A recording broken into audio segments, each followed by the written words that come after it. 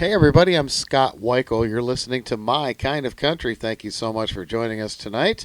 I got a brand new song to play for you tonight, and the gentleman that's with me is going to tell us all about that. He's done a lot of things in the music business. He's been in film, TV, music, he's been in marketing, a lot of great things, so I know he's got a lot of great stories to share with us tonight. It's a pleasure to welcome Rick Revel to My Kind of Country. Rick, how are you Hey, tonight? fine, Scott. How have you been? Hey, I'm doing fantastic. Thanks for taking time to be on the show tonight. It's my pleasure. I tell you what, sounds like you're getting a lot of things happening in your direction. I've been looking at your Facebook page, and you honor traditional country music, and I really appreciate that. Well, thank you very much. It's been a pleasure to do it, and when you get to do something you love, it's even better, you know. Yes, it is, sir. And I could, excuse me, I can tell you've done a lot of things that you love too. And before we talk about your new song, tell me a little bit about your fabulous career. This has been a lot of fun. I tell you, I started professionally. I started when I was 12. I started playing with a group called Uncle Bill and the Hillbillies, and it was quite the experience. On Friday nights, we'd play for square dances, and Saturday night we'd put on a regular show at a place called the Little Opry. And that type of show it reminded me more of the old Hee Haw days. You remember the TV show Hee Haw? You bet. The show had that type of flavor to it, and it was very traditional country music. Everybody on the show there admired all the artists from Hee Haw, so much of that music was, you know, a staple. It was just something we played all the time. A lot of bluegrass music, so I was immersed into the world of bluegrass and traditional country music, and that led to making a few television appearances in Nashville, and eventually having opportunity to meet Roy Acuff backstage at the Opry. Oh wow! And I guess that made the deepest impression. I can imagine. He had some real good advice. He said, find something unique. Find something that makes you unique. And, of course, at that age, I was about 15 at the time, I didn't even know what the word unique meant. So I said, unique. Okay, let me work on that. So I thought at the time, being one of the youngest people out there playing country music, because a lot of times most everybody I was around was older, and it was quite novel to have somebody my age playing. So in the beginning, my age had a lot to do with it, being young, and I was one of the youngest songwriters to come to Nashville. Not the youngest, but one of them. So that was quite attractive. But it also kind of had kind of backfired a little bit, because some of the big publishers, they really wanted somebody that had lived life. Mm-hmm. And that's what country music's about. It's life. And so I got a chance to hang around some of the older writers and those that are well established, and they taught me the ropes. And I don't know, I got a chance to learn from some of the greats in the business, and that was some of the best advice I guess Roy Acuff could give me, was find something unique, and then find somebody to be your mentor. And I've had several in the business, and it. I tell you what, that's the biggest mistake most people make when they start out in music, is they don't understand that it is a business. And that's one of the first things you need to learn. It's a business, and it's about making money.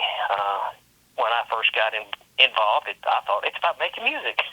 And it is. I mean, don't get me wrong.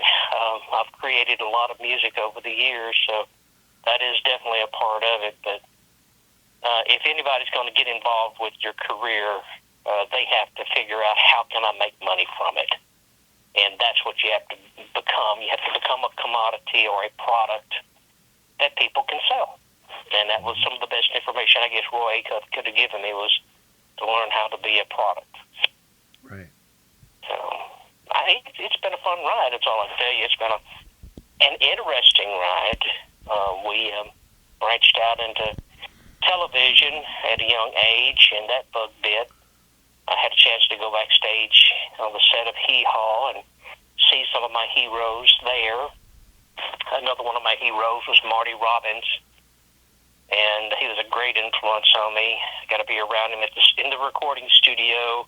Oh, wow. Got a chance to be around him when Ralph Emery had his TV show on the Nashville network, and met him there. And then later on, he was doing a concert, and I got to be there with him, and he points at me from the stage and says, "Man, there you are again."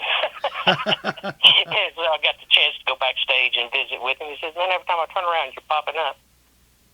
Man, what was it like being watching him in the recording studio? Oh man, he was always the same.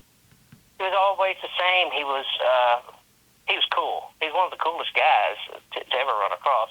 Now, could he get uptight? Yeah, if somebody hit a wrong chord or did something that was a little funky, yeah, he could say, "What's wrong with you?" But he'd always find a way to laugh.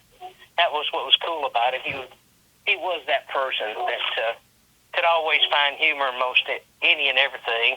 Never took himself too serious on stage. I remember him wanting to kind of be cavalier, and he would play that guitar and that little cookie duster mustache he'd have. He'd wiggle that mustache, and the women would go crazy. And he loved messing with the audience. That's the thing that I liked about him, and that's what I learned from him.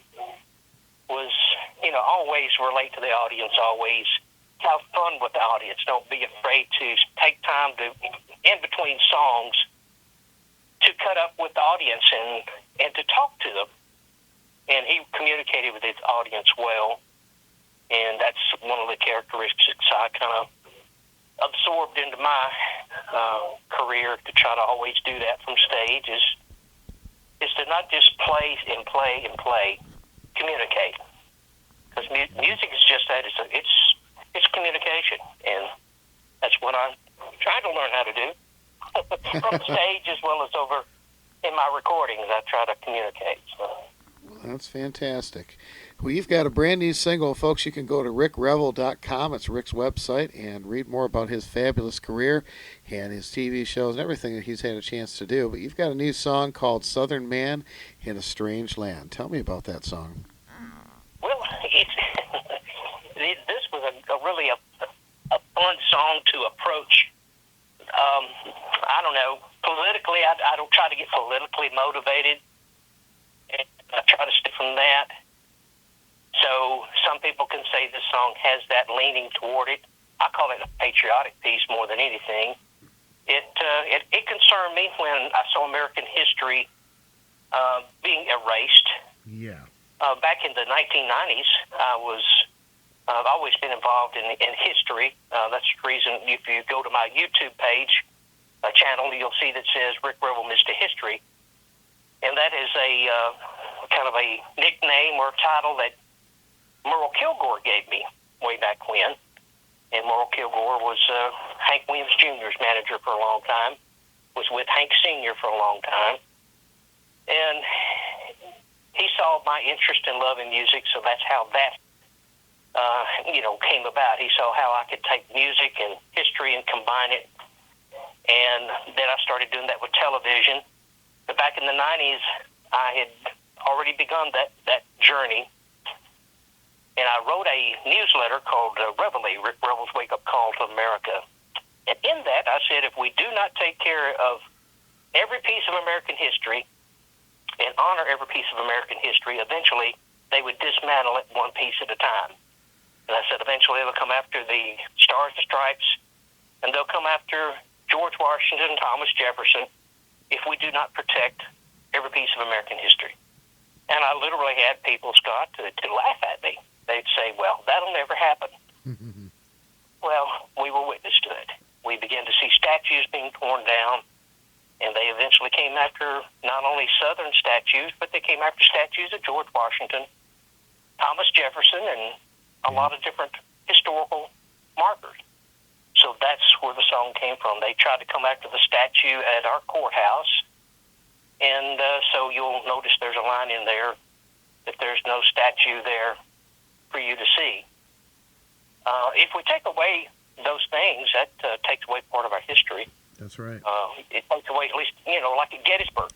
If you go to Gettysburg and all you see are the markers for the Union Army, and there's no markers for the Southern Army, you're just getting half the story. Mm-hmm. That's right. And most of the Southern monuments represent the men that died and never came home.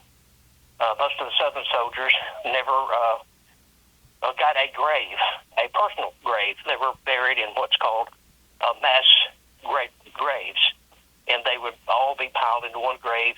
It was unmarked, and you would never know where they were buried, if they got buried at all. And so a lot of these monuments, that's what they represent, those who didn't come home. And so I wanted to write a song that would express how I felt. I'm a Southern man in a strange land. Just overnight, it doesn't look the same anymore. And then as I would travel, like I do a lot of traveling with the music and my TV show, and the same thing, America doesn't look the same anymore. You take down statues of George Washington, Thomas Jefferson, they've taken down statues of Lewis and Clark. Mm-hmm. I'm going, wow. What happened? They took down Teddy Roosevelt. They're taking down all these statues, and why? And so that's what the song's about. It's a patriotic song.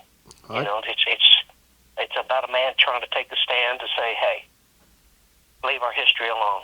I couldn't agree more. And folks, there's a great video for that, too, on YouTube. We'll put that information on our Facebook page for My Kind of Country, so you can check that out.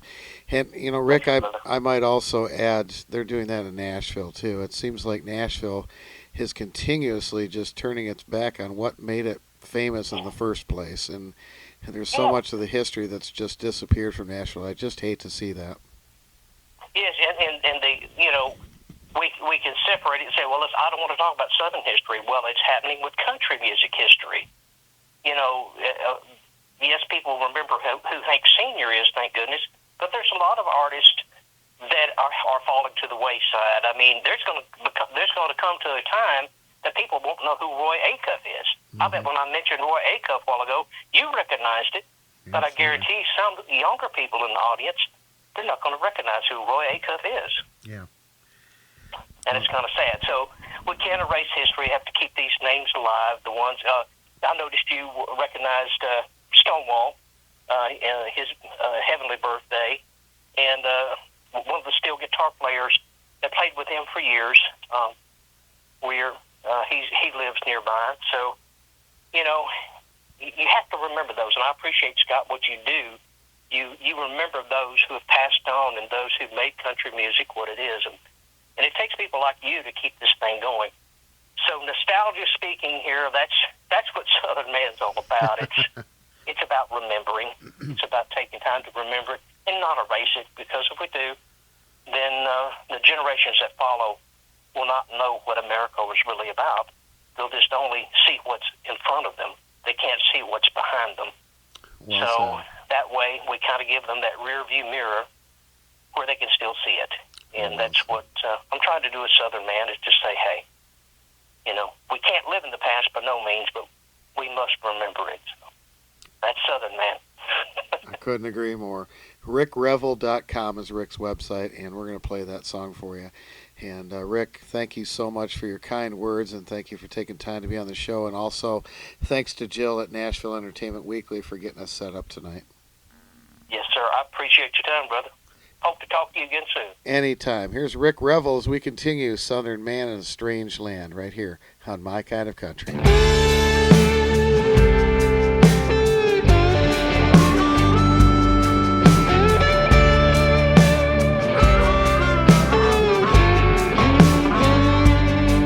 I was born down in Dixie, and there are those who try to fix me. I got rebel blood flowing in my veins. It seems to drive them all insane. I don't buy the lie they sell. I want the truth and not a fairy tale. They don't listen to what I say. They want things just their way. I'm a Southern man in a strange land. The South ain't the place that it used to be. On a court square, here go, there's no statue there for you to see. You can't erase what took place. You have to learn from your mistakes. I'm a Southern man, taking a stand while I can. God save the Southland.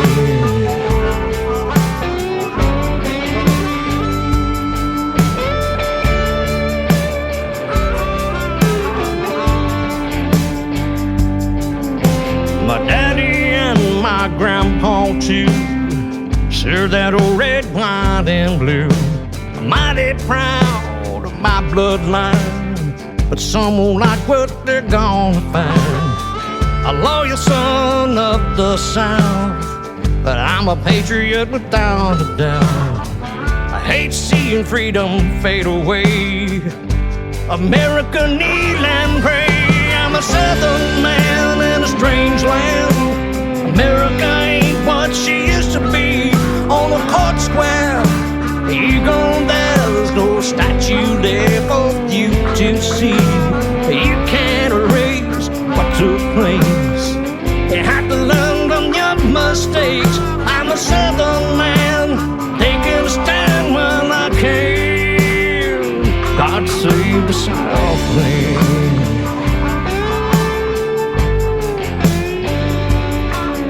I'm a Southern man in a strange land. The South ain't the place that it used to be. On a court square, you go there, there's no statue there for you to see. You can't erase what took place. You have to learn from your mistakes. I'm a Southern man, taking a stand